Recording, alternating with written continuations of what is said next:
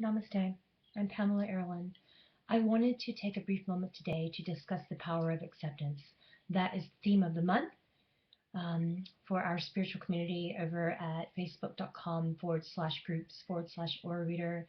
We have a little theme of the month that we as a spiritual family like to choose, and we discuss it together, learning and teaching.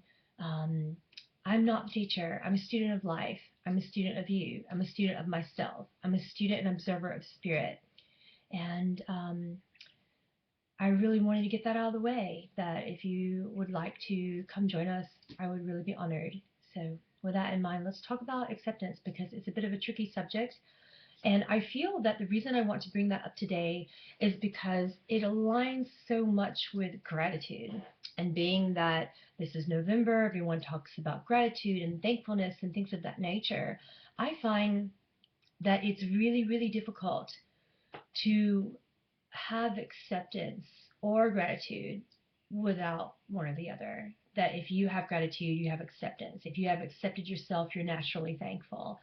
But it is a bit of a journey, and it's very powerful to have acceptance.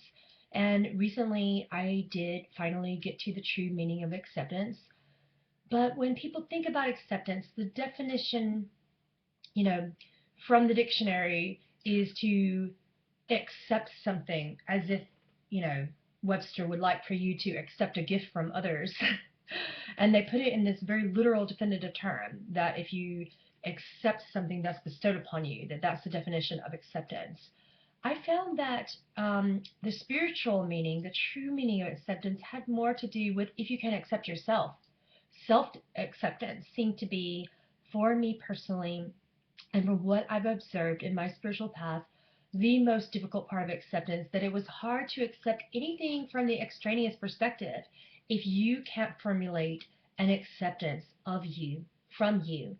And it's so much aligned with um, self love and the ability to receive it that it's very, very important because self acceptance is the first thing that one goes towards in order to be able to formulate self-love.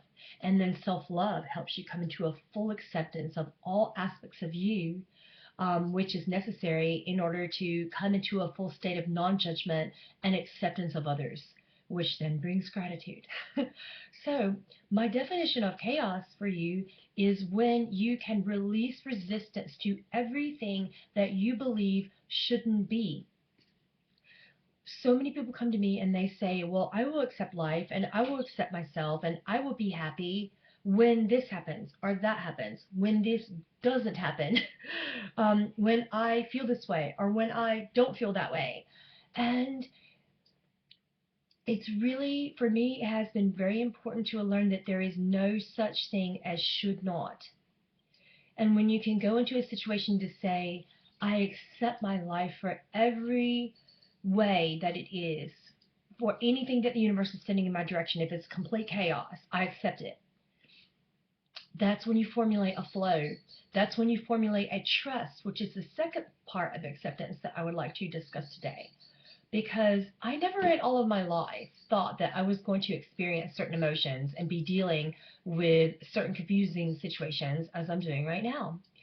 And I'm an observer of other people's lives, and I'm watching and learning and growing from all of you daily. And I'm right there with you in partaking in these experiences and learning them and expressing them and experience them authentically.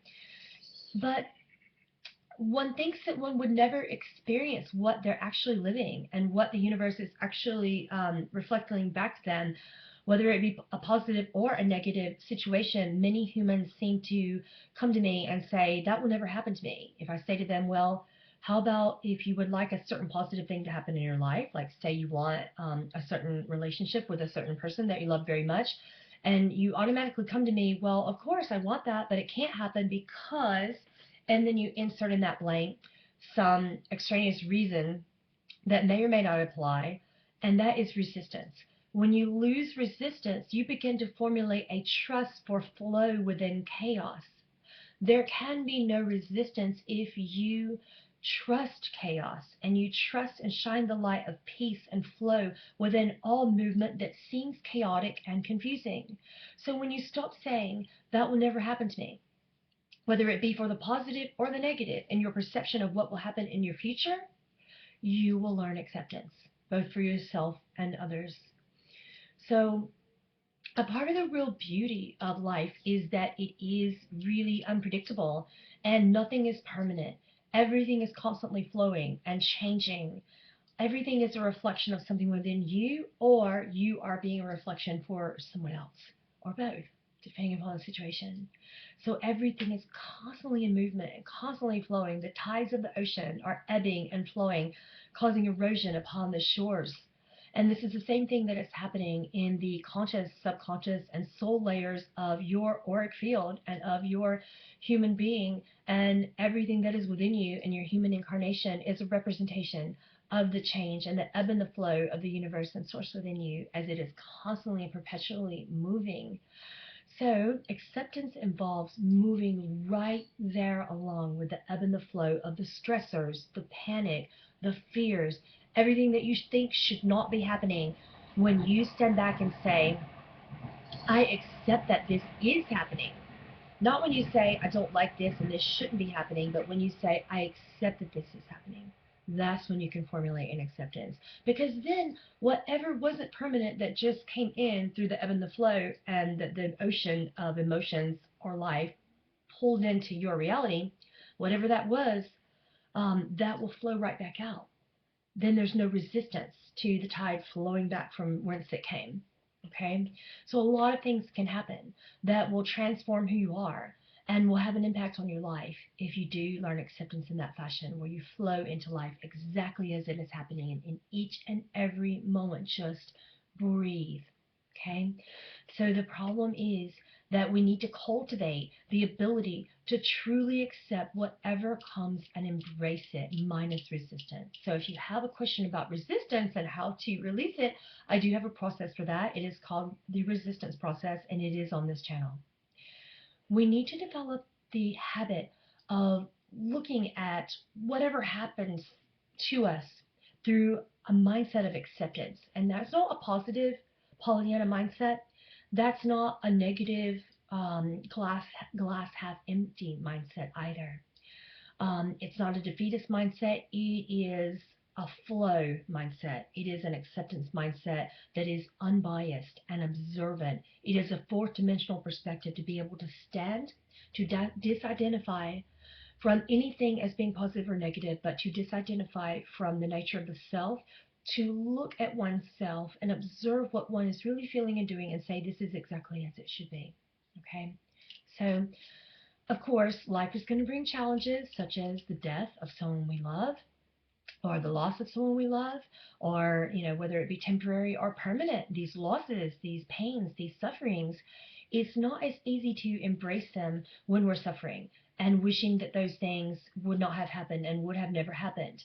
But if we start cultivating acceptance in our lives right now, we're likely to cope with future crises in a different way and in more of a fourth-dimensional flowing perspective, and view them in this perspective. And we will accept instead of resisting.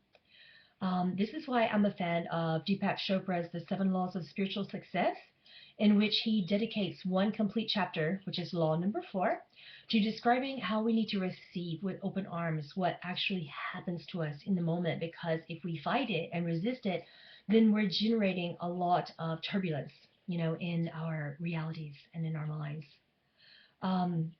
He explains that we might want for things to be different in the future, but in the present moment, that we need to accept things as they are. And that's the way that you can make your life flow smoothly instead of roughly. During this time of my life, I'm actually learning the power of acceptance, and that flows along for me personally with trust. I ask how I do this, how I've learned to trust is to ask for it. And I ask my guides, do others trust me? And if they say no, I will ask, well, what can I do? I would like to ask my guides within myself, my higher self, because guides are mostly just the biggest component of your higher self.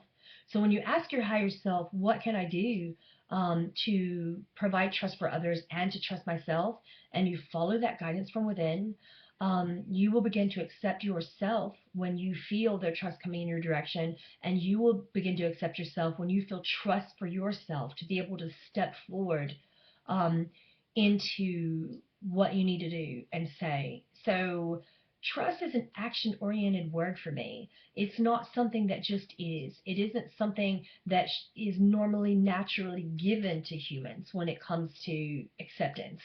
Humans naturally want acceptance, and they often say to me, well, I would accept situations if I could trust more. And I used to say to people who would ask me, well, why don't you just try? Why don't you just try to trust? Humans don't seem to have a natural point of reference for how to trust. How you trust is to ask yourself two simple questions. And you can ask these questions in relation to yourself or others.